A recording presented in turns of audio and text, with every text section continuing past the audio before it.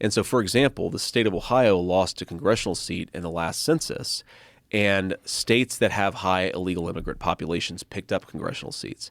So you're actually taking away congressional representation from American citizens and giving it to illegal aliens. Even if you don't give them the right to vote, you're still destroying the voting power of American citizens. Because it's based on population. Because it's based on population, including illegal immigrants. Is there a way to change it so that it's only based on legal American citizens? Well, Donald Trump tried a proposal that Democrats went nuts over and was litigated in the courts, so we would have to try again, that would ask citizenship status during the U.S. Census. The idea being that if you ask more people their citizenship status, you get fewer people who are answering that question. I think that we should make it, and I do think this would require an act of Congress, but I think that it would be constitutional, is we should just say that illegal aliens are not counted for purposes of congressional representation. Democrats would call that racist, but it's just common sense policy. Well, especially if it's been shown that you're manipulating it by moving more people to these places, and even if they're not legal citizens and they can't vote, it still counts as congressional seats. Correct. That's kind of crazy.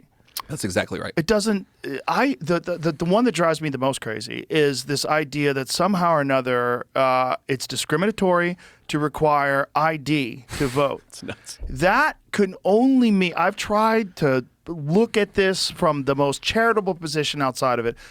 Only makes sense if you're trying to cheat. That's exactly right. You need an ID for everything. Yeah.